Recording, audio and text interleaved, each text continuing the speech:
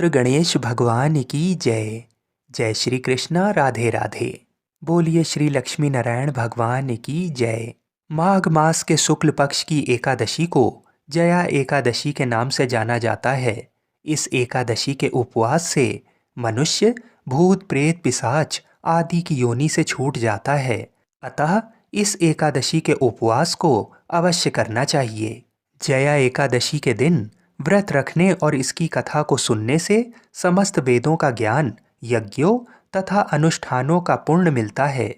जया एकादशी व्रत के प्रभाव से मनुष्य के सभी पापों का नाश हो जाता है।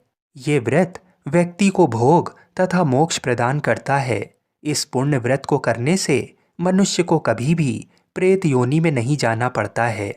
माघ का महीना कार्तिक की तरह ही भगवान श्री लक्ष्मी नारायण जी को प्रिय है। इसलिए माघ महीने में एकादशी का व्रत अवश्य करना चाहिए।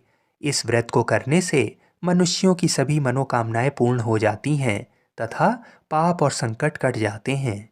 आज के इस वीडियो में आप जानेंगे कि वर्ष 2024 में जया एकादशी का व्रत किस दिन रखा जाएगा, एकादशी तिथि कब से कब तक है, व्रत की संपूर्ण विधि क्या है तथा सभी शुभ मुहूर्तों को आप जानेंगे। तो वीडियो को पूरा अवश्य देखिएगा। काशी के पंचांग के अनुसार वर्ष 2024 में माघ मास के शुक्ल पक्ष की जया एकादशी का व्रत 20 फरवरी दिन मंगलवार को रखा जाएगा।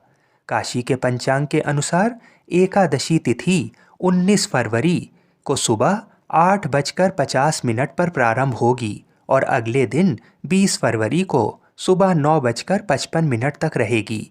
तो सूर्योदय के समय एकादशी तिथि 20 फरवरी को होने के कारण शास्त्रानुसार एकादशी का व्रत 20 फरवरी दिन मंगलवार को रखा जाएगा। इस एकादशी के दिन प्रातः जल्दी उठकर किसी भी पवित्र नदी में स्नान अवश्य करना चाहिए।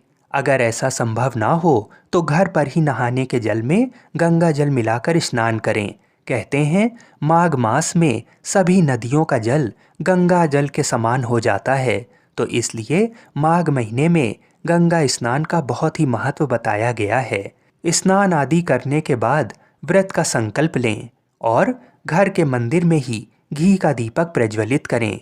फिर भगवान श्री हरि विष्णु जी से प्रार्थना करें कि मेरे व्रत को सफल बनाएं तथा सभी मनोकामनाओं को पूर्ण करें।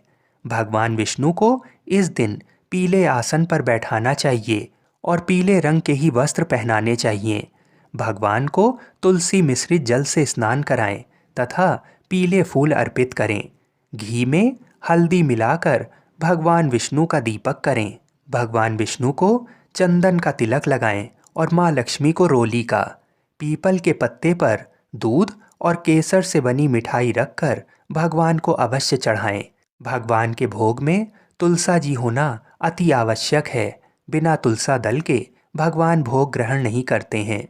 लेकिन एक चीज़ का विशेष ध्यान रखें कि एकादशी के दिन भूल कर भी तुलसी दल ना तोड़ें। इसलिए एक दिन पहले ही तुलसी जी तोड़कर रख लें।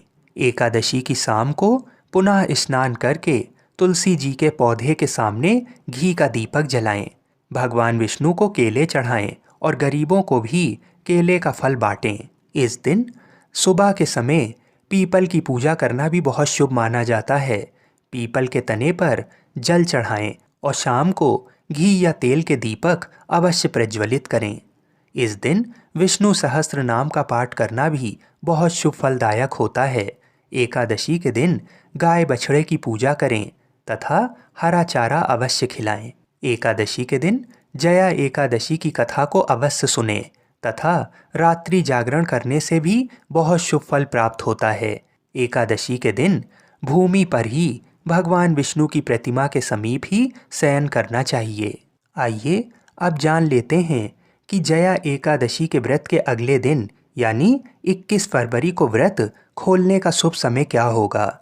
21 फरवरी को सुबह 6:55 से लेकर सुबह 9:11 के मध्य में अपना व्रत खोल लें। जब भी आप एकादशी का व्रत शुभ समय में खोलते हैं तभी आपको एकादशी के व्रत का पूरा फल मिलता है। व्रत के पारण के समय तुलसी जी का पूजन करें, ब्राह्मण को दान दक्षिणा दें एवं आशीर्वाद अवश्य प्राप्त करें।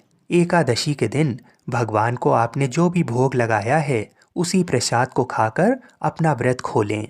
एकादशी के व्रत के पारण के दिन चावल खाना और आंवला खाना बहुत ही शुभ माना जाता है। आइए अब जान लेते हैं कि 20 फरवरी यानी जया एकादशी के दिन अभिजीत मुहूर्त कब से कब तक रहेगा। अभिजीत मुहूर्त दोपहर 12:12 से लेकर दोपहर 12:58 तक रहेगा।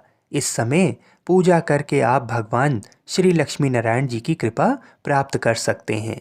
इस प्रकार से अगर आप विधि विधान से एकादशी का व्रत रखते हैं तो भगवान श्री लक्ष्मी नारायण जी आपकी सभी मनोकामनाओं को अवश्य ही पूर्ण करेंगे। बोलिए श्री राधा कृष्ण भगवान की जय। बोलिए श्री लक्ष्मी नारायण भगवान की जय। बोलिए श्री तुलसी शालिग्राम जी की जय। जय श्री राधे कृष्ण। हर हर महादेव।